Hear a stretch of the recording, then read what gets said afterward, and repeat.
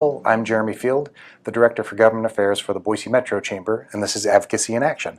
For the last Advocacy in Action of the year, because what we'll likely see today, with fingers crossed, is the legislature will sine die, and the session will be over. And it's been quite a session for us. I thought we'd do something a little bit different as a result, and show you some of the ways that we track legislation. We've been using a software, not a software, but a service, a web service called Bill Track 50.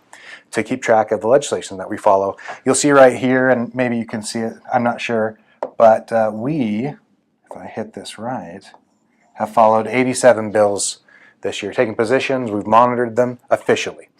And that has been a really useful tool for us when we have gone through to see what's going on. So here's all the bills that we follow. We also break them down according to our kind of our statement of purpose that we use every year, called Where We Stand. That document has a section about education and workforce, where we have of those 87 bills, 11 of them fall underneath education and workforce. A lot of these kind of will cross between different interests, but I try to just label them in one core area. We had, let's see, in healthcare, for example, we had 5 bills that we took positions on. The pandemic-related bills, there were 5, so definitely slowing down from last year. We also have a section that I like to call political potpourri that kind of fall into too many realms for me to feel good about putting in one of them, or just they're different. But with tax policy, transportation and infrastructure, as well as travel as tourism. These are areas that are important to members of the chamber, and so we follow legislation that impacts those areas.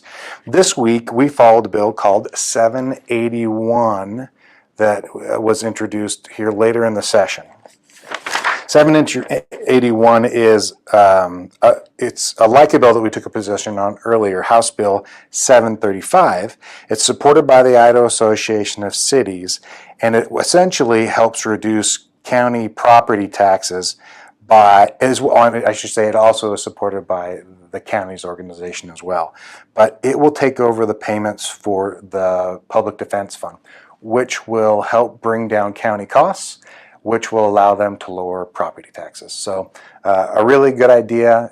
It'll also make sure that we have a secure funding for public defenders, areas where we have gotten in trouble in the past as a state for not getting enough funding to those departments that are vital for the freedoms that we have, that everyone has a chance for a fair trial. So this takes off some pressure from the counties, limits some local control by moving that to the state, but also frees up property taxes as a result of that. So we support that and went forward on that bill. Next we took a position, well, we decided to monitor House Bill 782.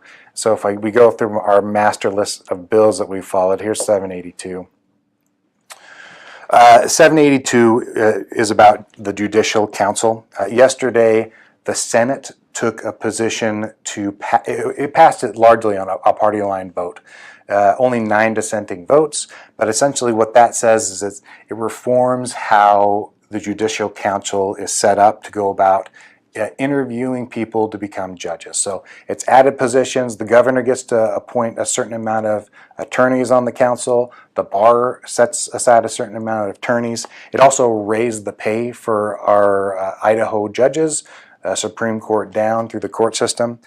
So we monitored that bill. There was a concern that the bill might lead to transparency in a way that stifles communication. So if you, for example, are able to see the peers that weighed in on whether you should be a judge or not, and the peers felt like their opinion wasn't anonymous anymore, it might have a chilling effect. So we were concerned about that. However, the information that comes in from an anonymous source, the candidate can look at that, or from a source, but the candidate never knows who is giving that feedback. So they can get an idea for the breadth of support that they have and decide if they want to go forward with the judicial appointment. Having that knowledge that the position is anonymous likely moves us into an area where we support Senate Bill 1408, which was passed and will now go on, probably get to the governor's desk and pass as law this session. We also worked on a bill called Senate Bill, and I think I misspoke. That was House Bill 782 The next bill that we took a position on was Senate Bill 1408, and it's related to 1411. This was essentially the appropriation for Idaho's Workforce Council. In that original budget, the Workforce Council was also brought together with the funding for their budget was also brought together with the Child Care Grant Program, that ARPA monies are available to help us pay for childcare expansion. So if you're in the business of childcare and you need assistance to expand seats to make available more childcare for your community, you can apply for a grant. If you want to start a childcare business, you can also apply for a grant that says, hey, I want to do a childcare business in my home, but I need money to fix a fence or get a piece of equipment so that I am ready and can comply with code on having a safe place to watch kids. So these grant dollars likely, it started out as a $50 billion, it is a $50 billion or $50 million pot of money that we have for childcare expansion. This limits it to $15 million this first year. Doesn't take away the additional $35 million available for the childcare grant. The legislature can opt to appropriate those dollars for the next 3 sessions before we run out of time to put those monies to a direct purpose. So we'll see what happens with the upcoming legislature, but the Chamber obviously supports expanding childcare. That $50 million, it is estimated, will be able to expand another 3,000 seats of a more affordable, available childcare, which people need to get back into the workforce. So that's kind of what we've been doing this last week. It's likely the last Advocacy in Action in the year because we won't have to be listening to any more bills.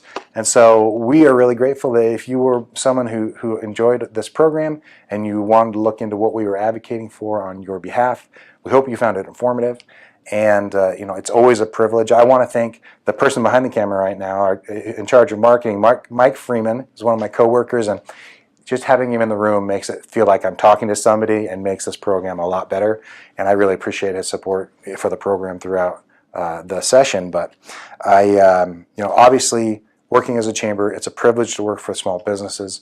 We are so appreciative of what you do for our community. Small businesses are the backbone of America. They're definitely the backbone of the Treasure Valley, and we are always very appreciative for your support to help us advocate on your behalf. So with that, we'll see you next session.